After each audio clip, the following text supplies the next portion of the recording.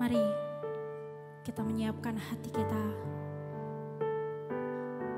Kita datang ke Gunung Kudus Tuhan. Terima kasih.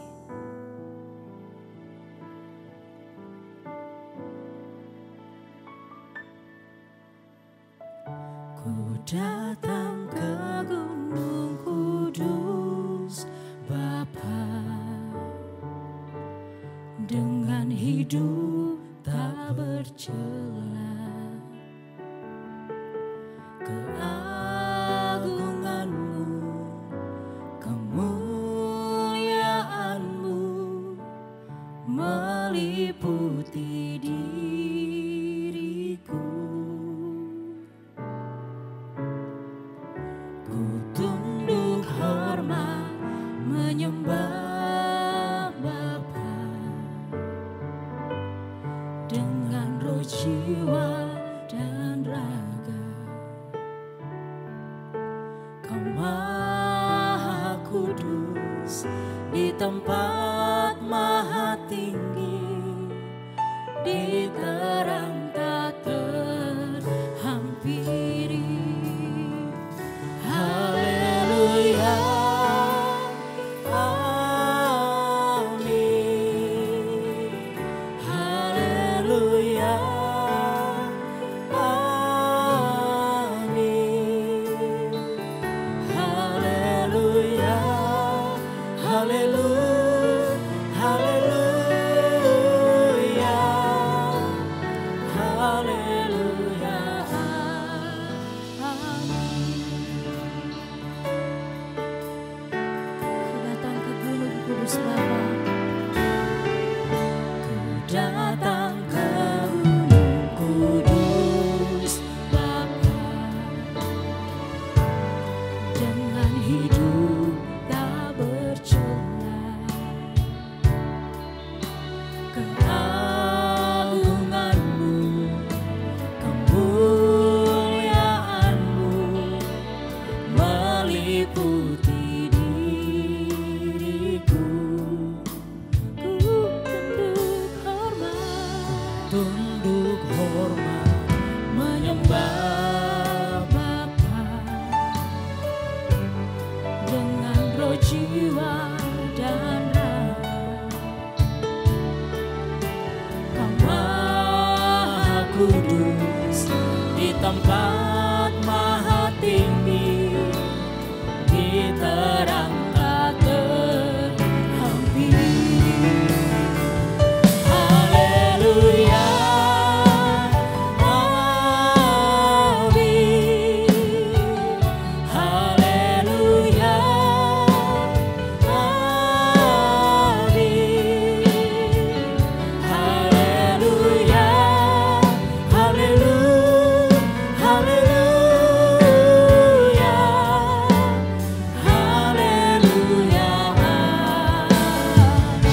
haleluya, haleluya, haleluya, amin. Haleluya, amin. Haleluya, haleluya, haleluya, amin. Katakan lebih sungguh lagi. Ku tunduk hormat. Tunduk hormat menyembah Bapa, dengan roh, jiwa, dan raga. Kau Maha Kudus, Kau Maha Kudus di tempat maha tinggi, di terang tak terhampiri. Haleluya, amin. Haleluya, amin. Haleluya, haleluya, haleluya,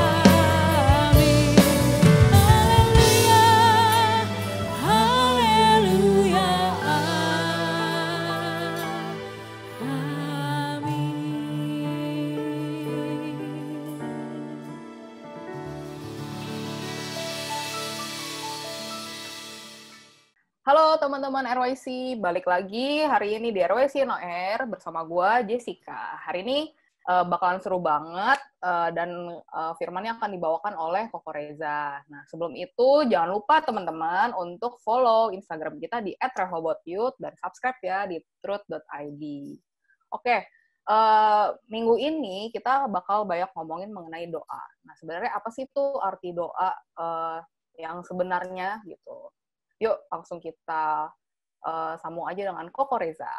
Hai Jess. Halo Ko, gimana kabarnya Ko? Baik. Kamu gimana kabarnya? Baik juga dong.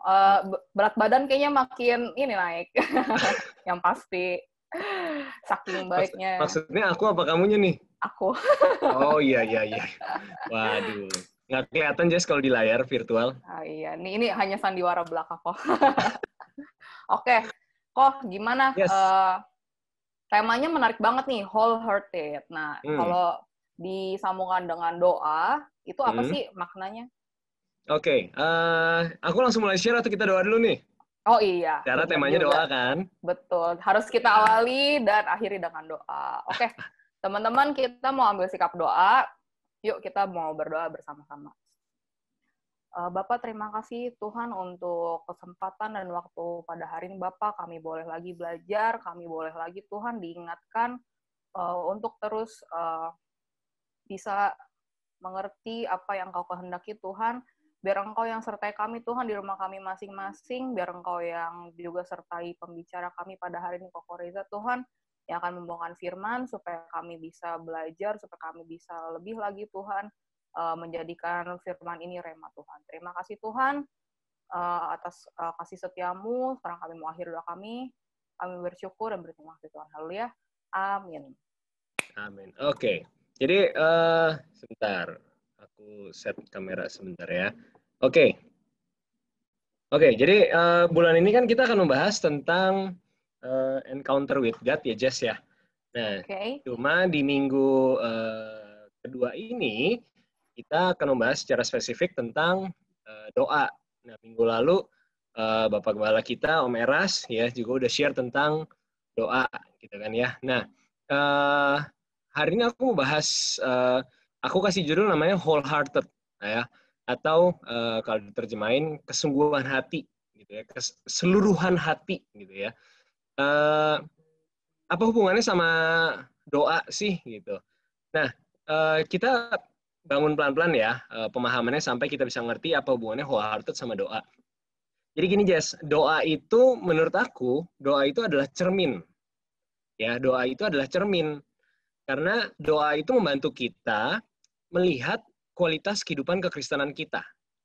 Ya. Jadi doa itu kasih gambaran nih Jess, kedalaman hubungan kita sama Bapa. Jadi buat aku makna doa itu harusnya dalam banget karena doa itu bisa dibilang salah satu tools, salah satu cara untuk bisa ngelihat aku ini hubungan sama Bapa tuh seperti apa sih, gitu. Ya, nah seberapa penting kita memandang doa dalam kehidupan kekristenan kita itu tercermin lewat pertama buat kamu doa itu apa sih, ya kan? Terus kemudian apa aja yang kita ucapin dalam doa kita. Terus berapa banyak waktu yang kita berikan untuk berdoa. Atau yang lain lagi, waktu kita berdoa, kita tuh mikirinnya apa sih, Jas? Nah, iya. Itu yang paling penting sih, kok ya. Nah, iya kan? Terus, sama yang terakhir yang juga penting, harapan apa yang kita sampaikan waktu kita lagi berdoa. Nah, dari pertanyaan-pertanyaan tadi, itu harusnya bisa memberikan gambaran, ya, memberikan kita refleksi hubungan kita sama Bapa itu seperti apa? Kualitas doa kita menggambarkan kualitas hubungan kita dengan Bapa. Nah, pertanyaan-pertanyaan tadi itu bisa membantu kita untuk menjawab buat kita doa itu sudah seberapa dalam maknanya buat kita. Ya, dan doa itu kayaknya juga mengukur seberapa dalam hubungan kita dengan Tuhan juga kan ya, Ko ya? Yes, itu seperti yang tadi aku bilang. Nah, hal-hal seperti ini tuh penting, Jess. Cuman seringkali kita tuh kelewat untuk menilai hal-hal ini. Padahal hal-hal yang tadi aku sampaikan itu, pertanyaan-pertanyaan tadi itu bisa menjadi cermin untuk kemudian kita perbaikin. Ya, aku nggak tahu apakah analogi ini tepat atau enggak. Aku pernah jerawatan gitu ya. Aku pernah jerawatan cukup parah gitu ya. Apalagi mungkin buat yang usia-usia puber gitu ya. Itu kan salah satu yang jadi isu yang mencolok gitu ya. Iya. Nah, misalkan kita lagi ngaca nih, kita ngeliat muka kita misalkan jerawatan atau misalkan kantong matanya turun misalkan, atau ya pokoknya ada tampilan kita yang menurut kita nggak srek gitu ya.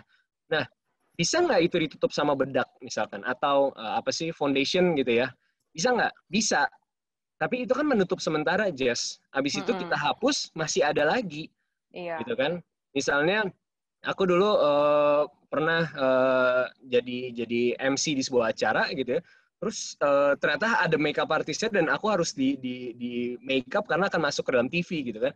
Ya, habis itu hilang gitu, jerawatnya jadi hilang. Tapi setelah dihapus ya balik lagi, jerawatnya masih ada di sana. Nah, ini sama dalam hal doa gitu.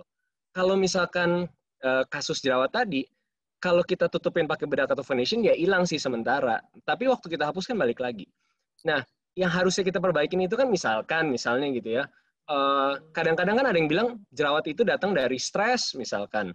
Atau misalkan kebanyakan makan gorengan, atau misalkan kualitas banyak air. naksir orang, katanya juga gitu ya. Ya misalnya, atau kualitas air yang nggak bagus kita pakai gitu. Nah, harusnya hal-hal seperti itu yang kita pikirkan, supaya jerawatnya nggak lagi keluar. Walaupun kadang-kadang ada kasus jerawat itu karena masalah hormon dan lain sebagainya gitu ya. Tapi sama seperti settle jerawat, jangan sampai kita settle jerawat kita hanya dengan makeup yang hanya menutup sementara. Nah, ini sama kalau misalnya kita bilang, aku memperbaiki cara aku berdoa, bukan cara berdoanya yang diperbaikin, tapi kualitas hubungan kita sama Bapa yang harusnya kita perbaikin. Kenapa? Karena balik lagi, doa adalah cerminan dari kualitas hubungan kita sama Bapa. Kalau hubungan kita berkualitas, doa kita juga berkualitas, Jess. Iya.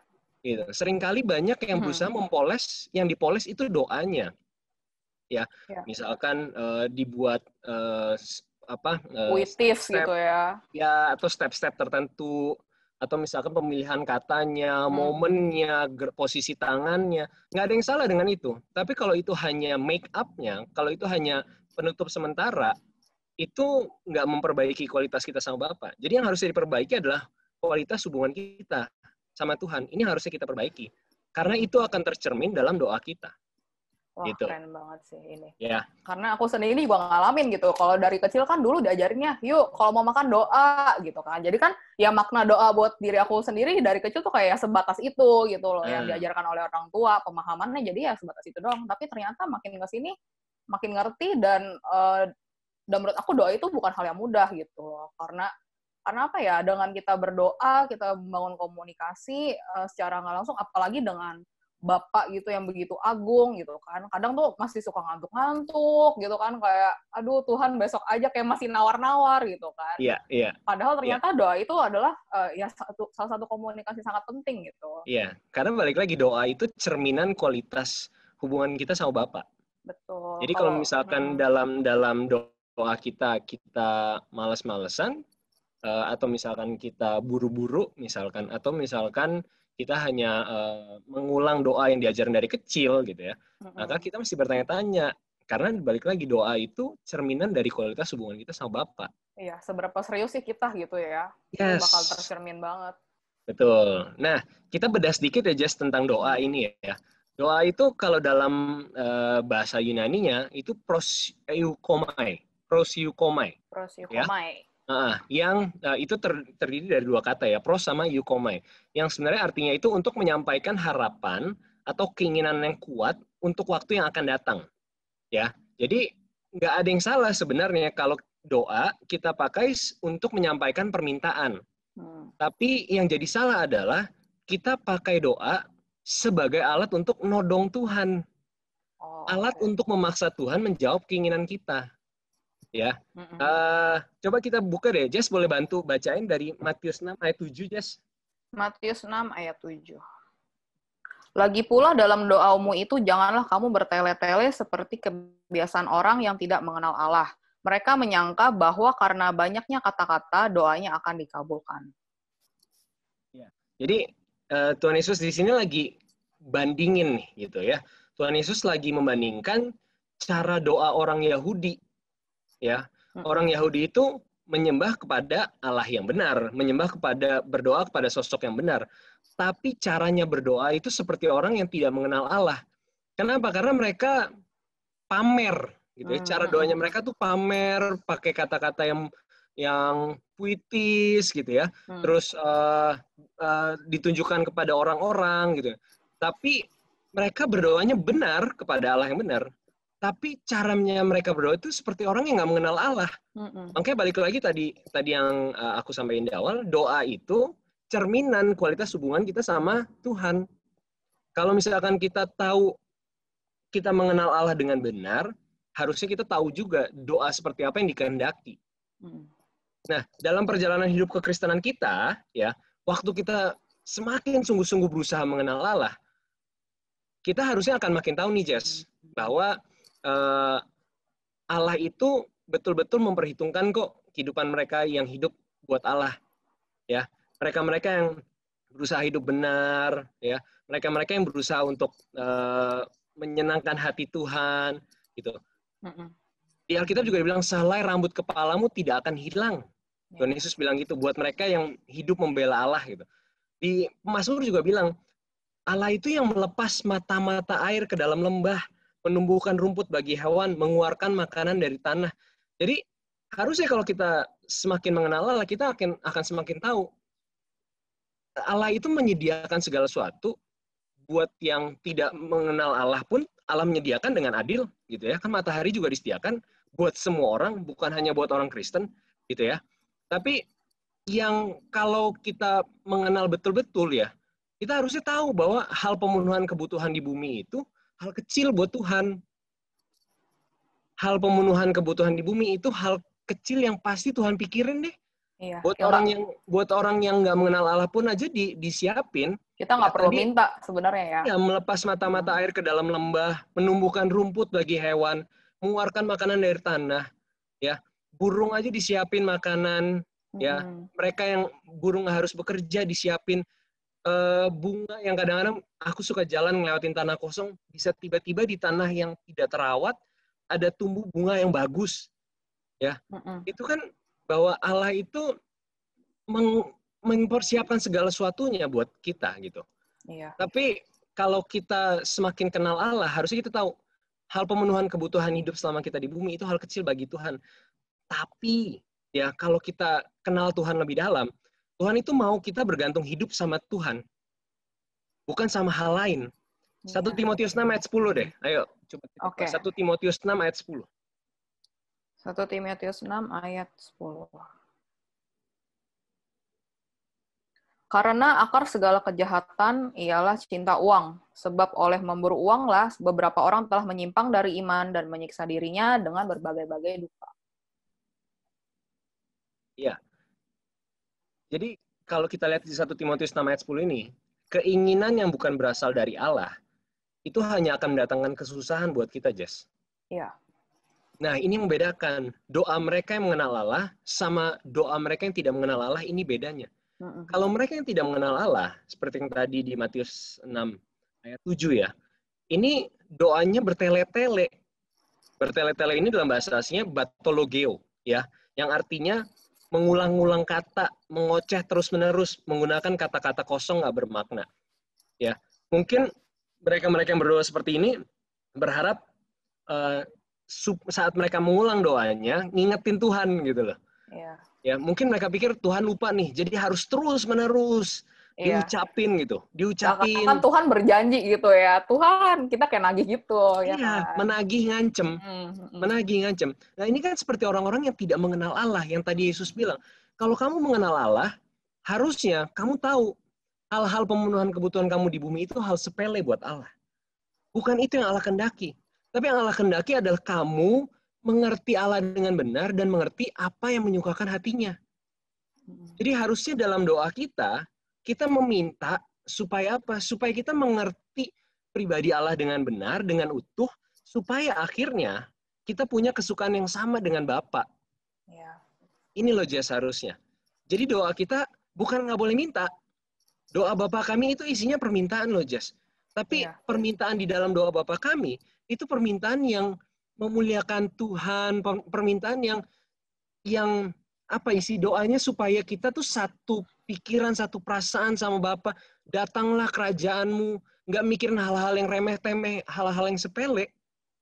Jadi harusnya doa mereka yang mengenal Allah adalah doa yang meminta untuk bawa kami dong Tuhan semakin mengenal Engkau. Iya. Gitu loh. Doa Harusnya yang menjadikan Tuhan sebagai subjek, bukan diri kita yang sebagai subjek gitu ya. ya. Harusnya doa kita itu berisi permintaan untuk Tuhan bahwa aku mengenal Engkau. Tuhan bahwa aku mengerti kehendak-Mu. Tuhan bahwa aku melalui hari-hari hidupku sama Engkau. Supaya apa? Supaya akhirnya aku mengerti apa yang Engkau suka. Apa yang menjadi kesukaan-Mu. Ini harusnya doa kita. Bukan doa kita isinya bukan doa kita isinya sebatas Tuhan isi rekening tabunganku. Tuhan berkati supaya aku lulus. Tuhan berkati supaya aku diterima kerja gitu. Iya. Tuhan berkati aku supaya aku bisa melunasi cicilan mobilku. Gitu. Itu kalau kita mengerti hakikatnya Allah, kalau kita mengerti cara kerjanya Allah, kalau kita mengerti sistem kerjanya Allah, harusnya kita tahu bahwa hal-hal seperti itu berada sepenuhnya dalam kendalinya Tuhan. Artinya gini, kalau misalkan kita nggak diterima kerja, apakah artinya doa kita nggak dijawab? Enggak. Artinya bahwa Tuhan punya rencana yang lebih baik. Atau bisa jadi kita kurang persiapan, Jess. Iya, betul. Bisa jadi kita nggak cari tahu background perusahaan. Atau misalkan selama kuliah kita nggak terlibat dalam banyak kegiatan. Gitu ya. Jadi doa kita isinya adalah permintaan diucapkan terus-menerus setiap malam, ya. Bahkan dengan kita buat ritual-ritual, ya, supaya seolah-olah saat doa itu dinaikkan jadi dupa yang harum, gitu ya. Karena ada penyembahan sebelumnya, karena ada nyanyian sebelumnya, sambil tambah berlutut, ada puasa dan lain sebagainya. Loh, kita doa tuh mau ngapain jadinya? Mau nodong Tuhan atau memaksa Tuhan? Atau bahkan mengancam Tuhan. Nah, ini yang seringkali salah kaprah. Tapi bukan berarti doa itu bukan berisi permintaan. Doa itu berisi permintaan, kayak yang tadi aku bilang. Doa itu harapan. Doa itu harapan atau keinginan untuk sesuatu untuk masa yang akan datang. Tapi kalau kita mengenal Allah dengan benar, harusnya permintaan kita berkualitas. Iya. Apa itu permintaan berkualitas? Permintaan yang nggak cuma minta Tuhan memenuhi kebutuhan kita selama hidup di bumi ini. Tapi permintaan kita berisi permintaan untuk ubah karakterku Tuhan. Bahwa aku kenal Engkau lebih benar, bahwa aku mengerti Engkau lebih benar. Supaya apa? Supaya kesukaanku sama dengan kesukaanmu. Nah, ini doa yang seharusnya kita ucapkan setiap malam. Ya, dan seharusnya kalau kita udah ngaku gitu ya, kalau kita benar-benar tulus mencintai Tuhan, doa itu sebenarnya ya berjalan secara natural aja nggak sih kok, kayak udah nggak perlu kita pikirin, tapi dengan secara natural ya kita bisa ngomong gitu. Kalau kata Om Eras juga bilang, ya kita berdoa dengan Tuhan, kita harus bangun sealami mungkin, jangan kita buat-buat gitu kan. Ya, betul. Nah, doa itu memang harusnya dialog yang mendalam, Jess. Yang diucapkan dengan wholehearted, kesungguhan hati. Ya, kadang-kadang ini kayak yang tadi aku bilang, doa itu sebenarnya nggak membutuhkan embel-embel atau aksesoris apapun yang harapannya menjadikan ucapan dari sebuah doa itu lebih sah. Gitu. Nggak perlu. Karena doa yang benar itu satu-satunya elemen yang dibutuhkan, satu-satunya perangkat yang dibutuhkan adalah kesungguhan hati waktu berdoa. Nah, Yohanes 4 ayat 24 deh, kita buka yuk. Yes. Yohanes 4 ayat 24.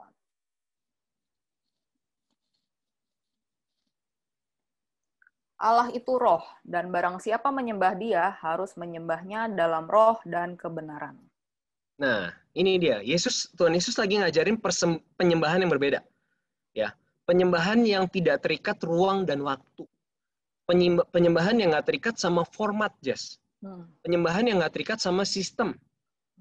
Penyembahan yang nggak terikat sama aturan. Ya, Yohanes 4. Nanti teman-teman boleh baca nih di cerita-cerita di ayat-ayat sebelumnya ya. Di ayat 23 kan Tuhan bilang saatnya akan datang dan sudah tiba sekarang bahwa penyembah-penyembah benar akan menyembah Bapa dalam roh dan kebenaran. Sebab apa? Sebab Bapa menghendaki penyembah-penyembah demikian. Ini yang Bapa mau. Ini yang Bapa mau, penyembahan kita, worship-nya kita, doa kita, ini yang dikehendaki.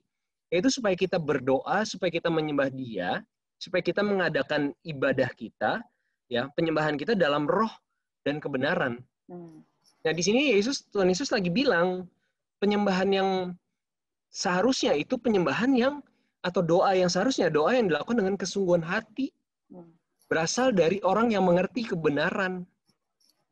Tuhan Yesus tuh lagi negasin bahwa doa itu bukan soal cara, tapi doa itu soal kualitas hubungan.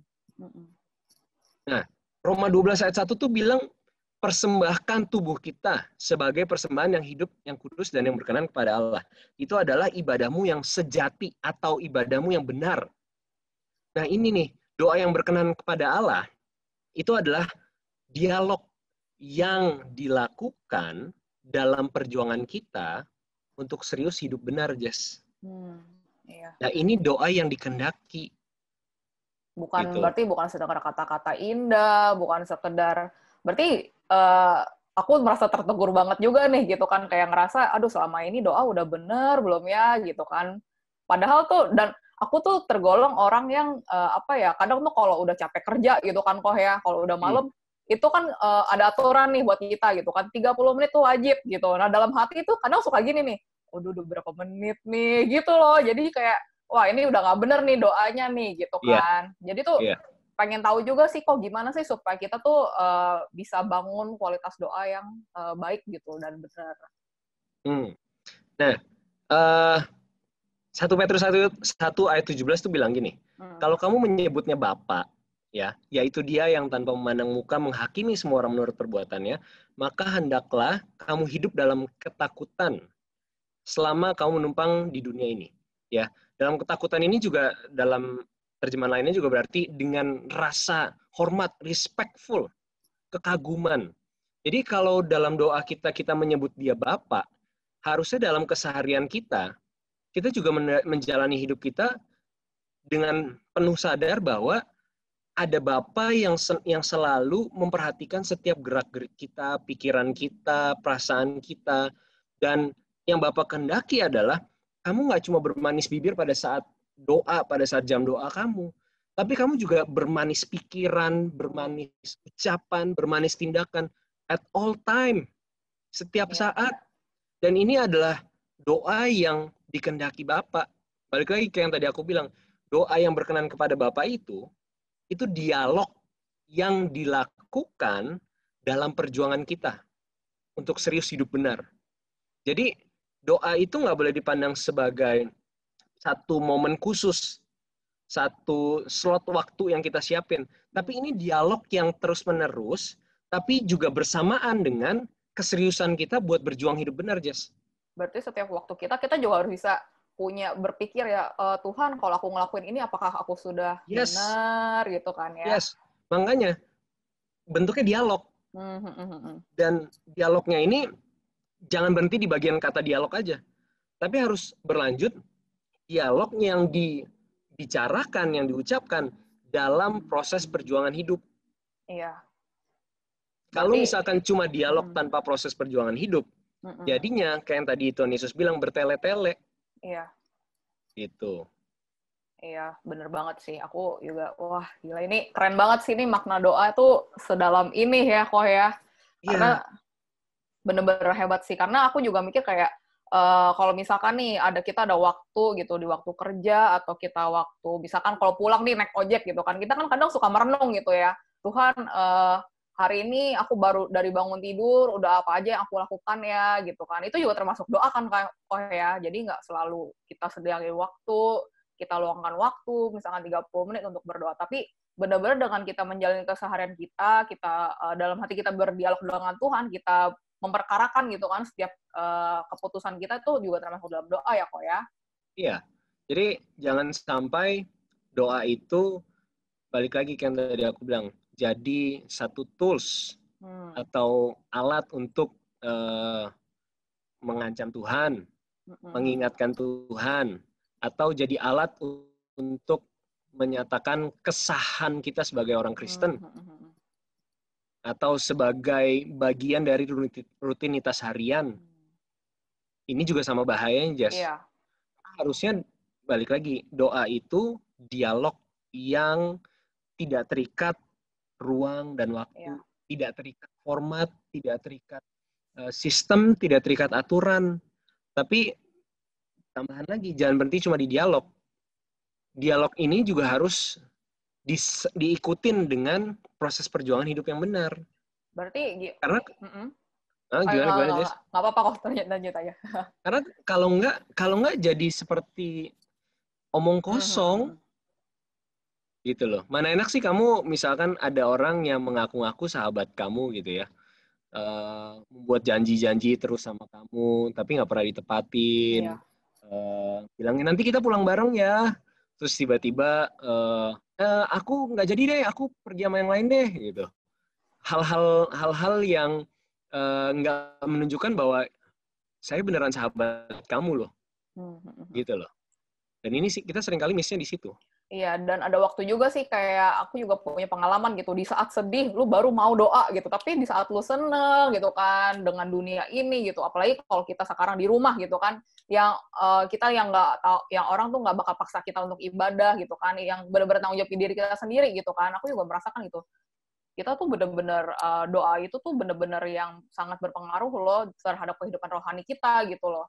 Karena dengan kita di rumah kayak gini kan, nggak ada yang tahu kita di rumah ngapain, nggak ada yang tahu kita di rumah ibadah hari Minggu bangun atau enggak gitu kan. Nah itu yang benar-benar bikin kita kayak menyadari juga gitu.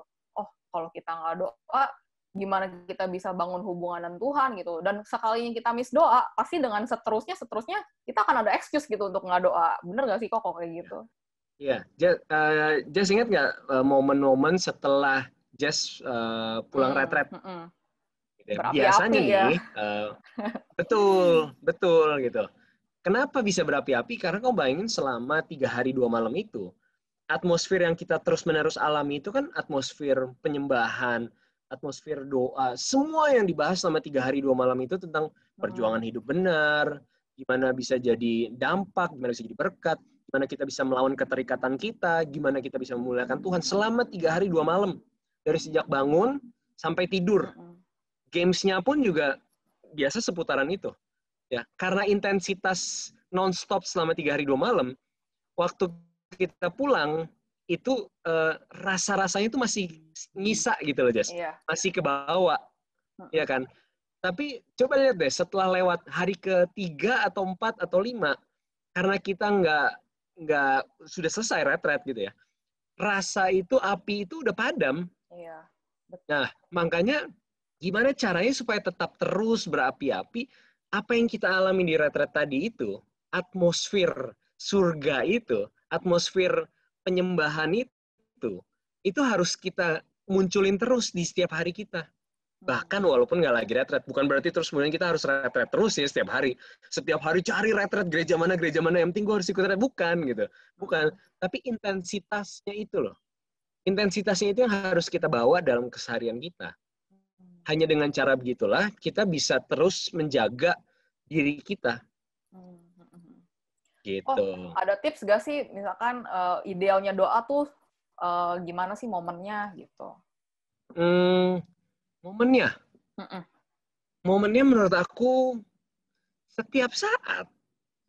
Setiap saat ya? Setiap saat. Jadi kalau misalnya sesederhana misalkan aku kan ada anak nih umur 5 tahun gitu ya.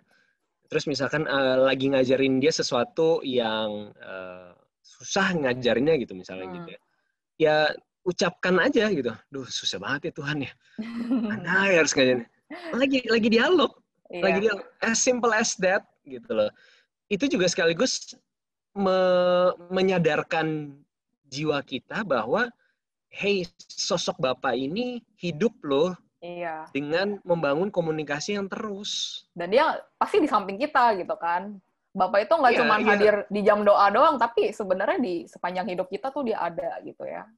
Iya, dan harusnya kita juga membangkitkan kesadaran dalam diri kita, karena itu harusnya jadi awal mula pertobatan kita, Jess, menurut aku. Saat kita terus membangun kesadaran diri kita bahwa kita menyembah Allah yang hidup. Allah yang hidup, Allah yang nggak bisa dipermainkan, Allah yang nggak bisa ditipu-tipu dikit, Allah yang nggak bisa ya cincai lah gitu. Allah yang bisa kita sembunyi-sembunyi dikit. Enggak gitu. Dengan menyadari bahwa kita menyembah Allah yang hidup, maka kita bisa membangun dialog yang intens, dan dialog yang intens membawa kita masuk ke dalam perjuangan yang tanpa putus. Ya, dan gaya hidup kita juga pasti berubah ya, kok ya. Kayak kita hidup merasa, Tuhan tuh ada loh, kita nggak boleh macam-macam lagi nih gitu kan, nggak boleh main-main lagi. Bukan karena kita takut seperti seorang yang nggak pakai helm ketemu polisi di jalan, bukan seperti itu. Tapi seperti seorang anak yang mengagumi bapaknya sebagai sosok yang layak dikagumi, layak dihormati. Seperti seorang anak yang berusaha mendapatkan nilai terbaik di sekolahnya karena dia mau cepat-cepat pulang dan mau kasih tau papanya bahwa, "Pak, ini aku dapat nilai 100." Dan dia mengharapkan satu pelukan, satu praise yang bilang bahwa, "Wow, well done." Gitu. I'm proud of you gitu ya. Iya, tapi ya pada saat semakin kita bertumbuh dewasa ya jangan expect yang seperti itu gitu, karena itu udah jadi irama yang rutin gitu loh, irama udah yang jadi keharusan. Iya gitu loh. Tapi pada saat kita berhasil lagi memenangkan pertandingan atas struggling kita selama ini, praise itu akan selalu ada. Praise itu akan selalu ada.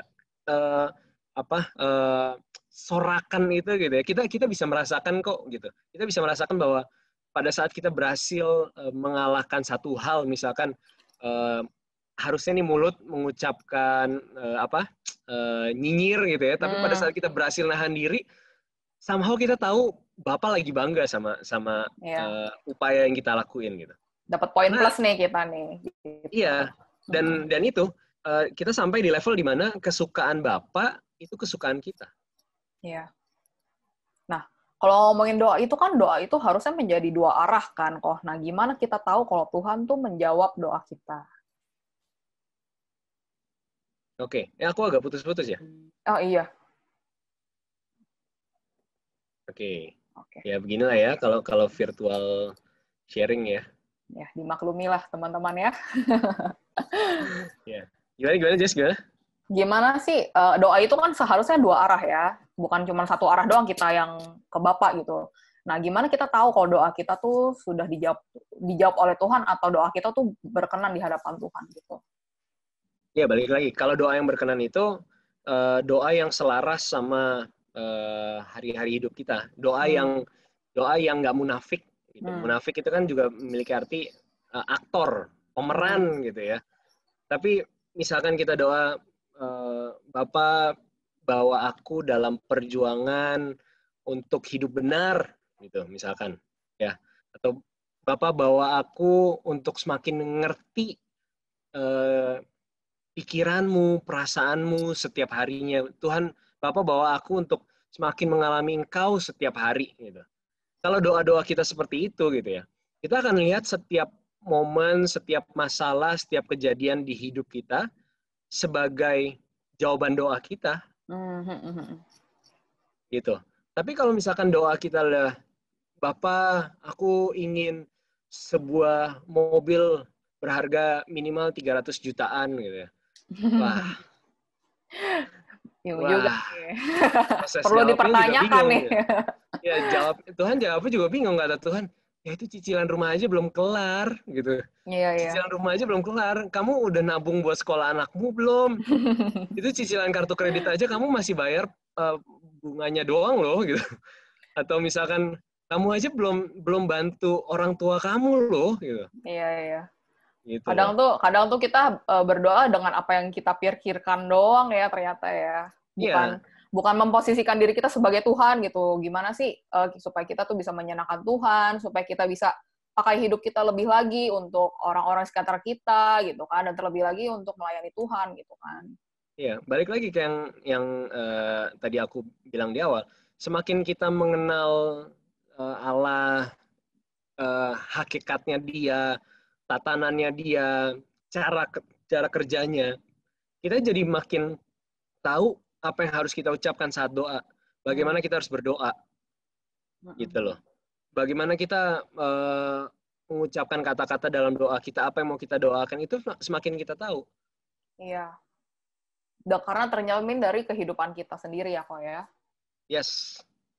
Oke.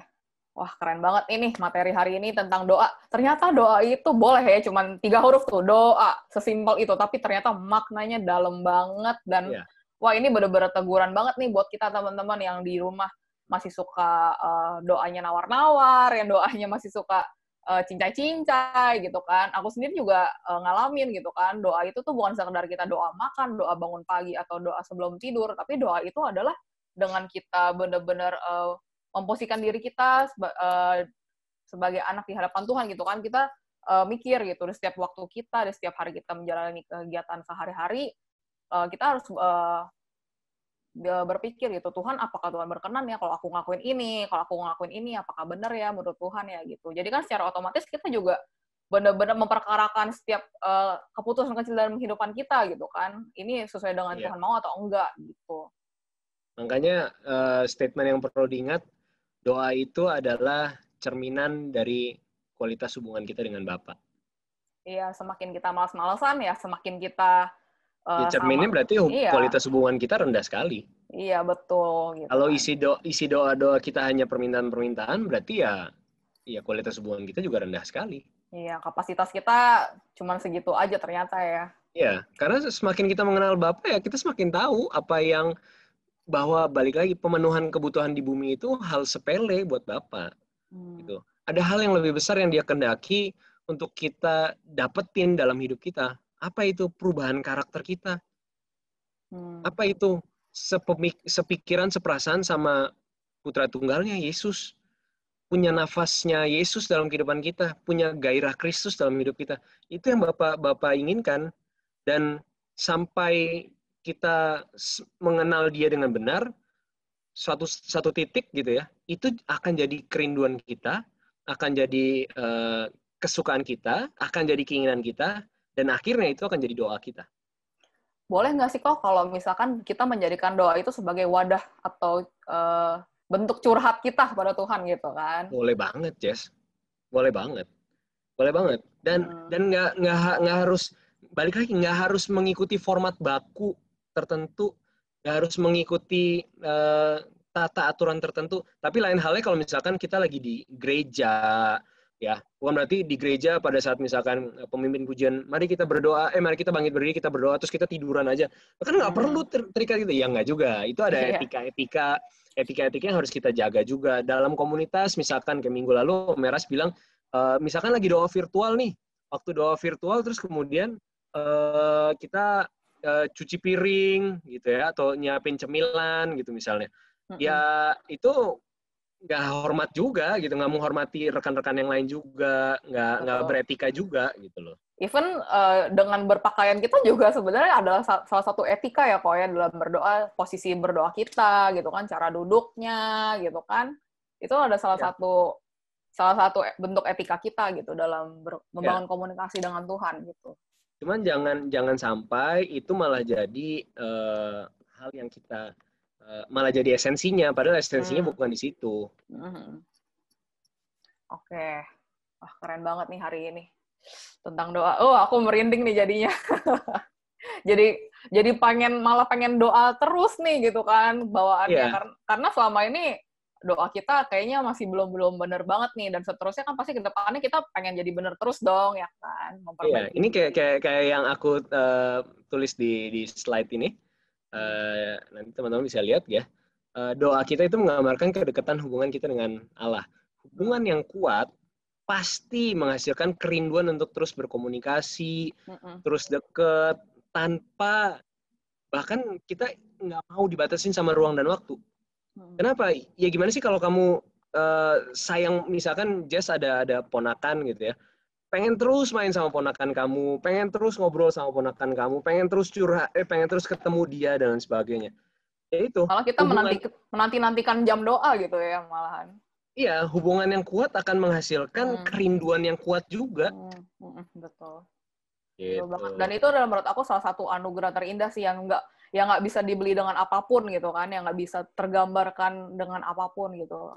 Apalagi waktu kita merasakan hadirat Tuhan, wah kalau orang bisa doa yang sampai nangis-nangis gitu kan, bukan nangis sedih tapi kayak nangis merasakan sebuah keindahan yang yang nggak bisa digambarin banget deh. Itu bener-bener indah sih dengan doa itu.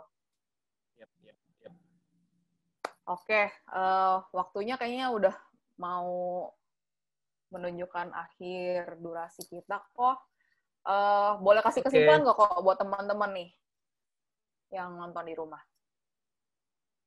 Iya, ini tadi teman-teman bisa lihat di slide-nya ya. Jadi balik lagi, doa itu adalah cerminan dari kualitas hubungan kita dengan Bapa. Ya, semakin hubungan kita kuat, ya pasti kita semakin rindu, kita semakin ingin untuk terus berkomunikasi atau dalam bahasa kita doa, gitu ya. Terus dekat, mau terus cerita, mau terus bahkan hal-hal kecil kita mau cerita, karena kita tahu hubungan kita sama Bapak itu dekat banget, gitu. Dan hubungan yang dekat akan menghasilkan kesamaan pikiran, kesamaan perasaan, kesamaan kesukaan, dan itu yang Bapak kehendaki. Ya, oke. Jadi teman-teman, kita berjuang bareng-bareng ya di sini ya untuk terus bangun jam doa kita, untuk terus memperkarakan setiap keputusan sederhana dalam hidup kita, dan sebisa mungkin kita tuh harus bisa terus-menerus berdialog dengan Tuhan, walaupun dalam pikiran dan hati kita gitu kan, yang nggak perlu kita ucapkan, tapi kita harus benar-benar memikirkan apa sih yang mau Tuhan kehendaki dalam hidup kita. Oke. Thank you Koreza buat firmannya hari ini. Boleh Koreza, aku sebelum pengumuman dulu, buat teman-teman minggu depan tetap stay tune di channel kita truth.id. Minggu depan nanti akan ada Ko Evan yang akan membawakan worship dan juga firman yang nggak kalah keren. Gitu. Oke Koreza, boleh silakan tutup dalam doa. Yuk, mari kita berdoa. Bapak, kami ucap syukur kalau sore hari ini kami boleh sama-sama belajar kebenaran. Bapak, kami rindu agar kami membangun hubungan yang kuat, hubungan yang intim dengan-Mu, Tuhan. Supaya kami terus melalui hari-hari hidup kami bersama Engkau, dan semakin mengenal pribadi-Mu secara utuh, secara lengkap, dan supaya kami bisa memiliki pikiran dan perasaan-Mu, kami bisa mengerti apa yang menjadi kesukaan-Mu, dan pada akhirnya hidup kami diubahkan semakin serupa seperti Yesus. Biar kerinduan kami setiap harinya adalah untuk semakin mengenal Engkau dengan benar. Biar itu yang menjadi kerinduan utama kami, menjadi keinginan kami, yang kami bawa dalam doa-doa kami. Engkau memberkati setiap anak-anak-Mu yang saat ini sedang menyaksikan RYC On Air sore hari ini. Biar Engkau juga terus bersama dengan mereka melalui musim-musim hidupnya mereka, Tuhan, sehingga pada suatu saat nanti mereka bisa melihat jejak-Mu, Tuhan, nyata dalam perjalanan hidupnya mereka. Terima kasih Bapa. Hanya dalam nama Tuhan Yesus kami berdoa. Amin. Amin. Thank you Koreza. Thank you Jess. Thank you semua. Thank you semua teman-teman. Jangan lupa follow kita di @rehoboth dan yang belum gabung home bisa gabung ke home, nanti lihat di IG kita. Oke. Thank you. See you next time. Bye.